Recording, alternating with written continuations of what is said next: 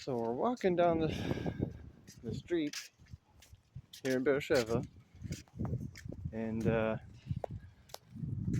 this is the story of this little area. So this whole area right here.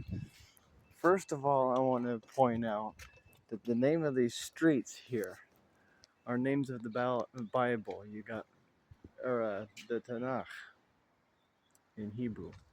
So you got Malachi here. There's a street down there, and then Hosea. You know, you just got different names from the Bible. And then there's Amos Street. Babe, why don't you help me explain this road and the story of the roads here? Our landlord grew up here, and he lived in these cute little kibbutz. What year was it when his parents came? Do you remember? I think he said about 1970s or something, 1960s or something like that. Okay, and they were first colonized coming back from being dispersed, right?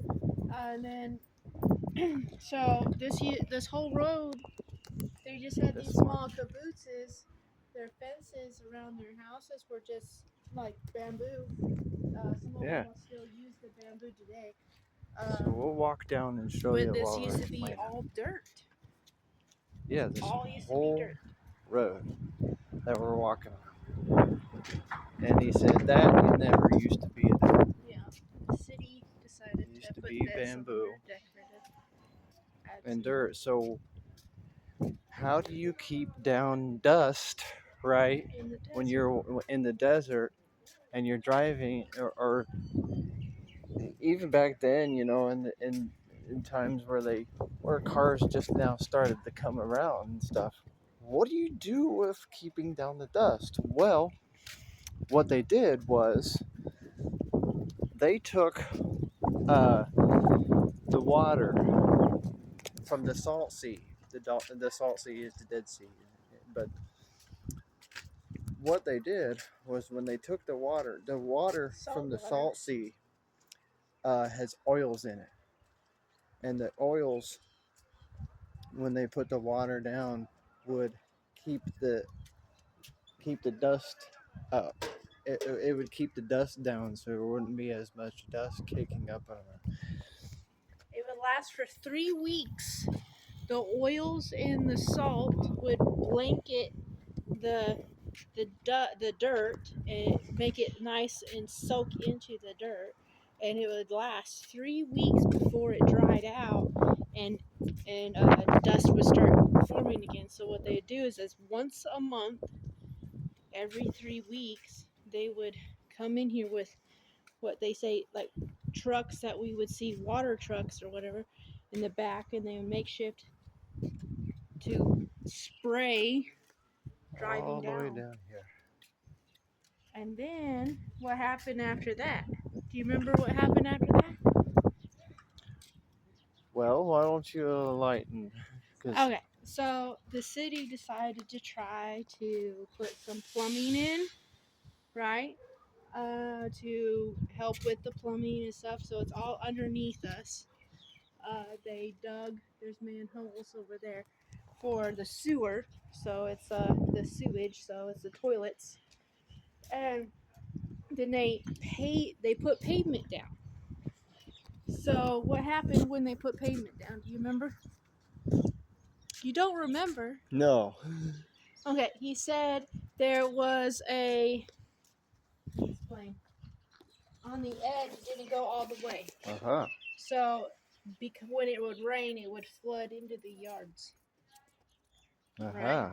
So the people didn't like it flooding into the yards. So later down the road, they decided to put this awesome tile down, which allows more absorption of rain to keep from flooding into their homes and into their yards. Because because the stone has the cracks in between and stuff, and then they have the middle one that has kind of like a guide Yeah. to help keep the rain from flooding into the yard. Yeah. And as we continue this way, we'll show you our our road leading up to our house. Look at this tree right here. Isn't that gorgeous? Gorgeous trees around here. That is a olive tree. That is an olive tree. Yeah. No olives on it though. Kitty.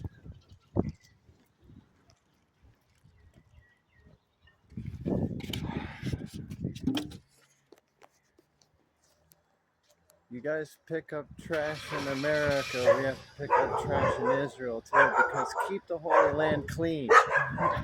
But this is the other road. This is leading up to our house, and same with this one. Same thing with this road, right? Same thing with this one. Keep the dust down, and plumbing and stuff under it, and then eventually he said, our landlord said, leading up to the gates, taken away from the bamboo, the government decided to build these walls here, make everything nice stone here. It's very, very nice. It looks just, They want it just looks better. The government of Israel wanted to make it more decorative, more prettier. And then, of course, some of the locals add their own little Yeah, bits to it, like add their gates, own and little. then their each place is a little different. Some of them have the rebar, some of them have tarp. What's And cool is you have water heaters on top of the house. And see that little square thing up there? That is a solar panel. So what they do is they have these water tanks are solar. Some are.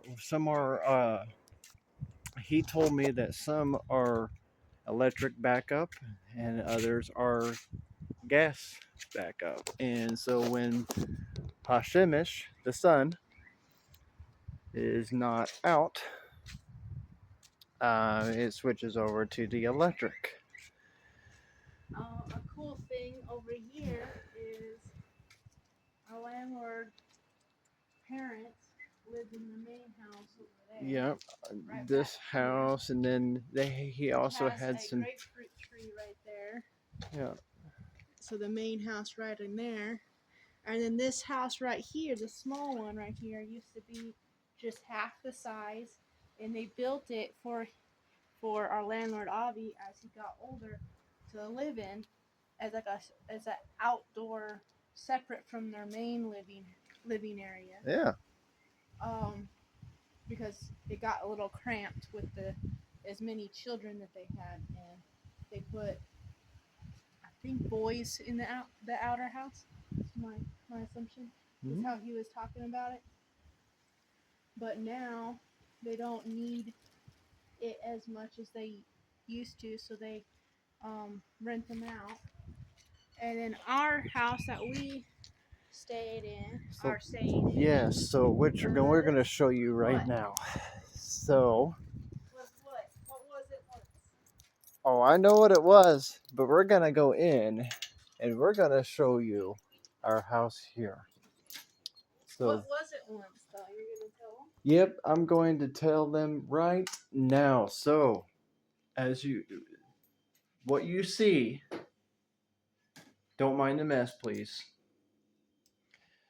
Here, once upon a time, this was a this was for goats, right?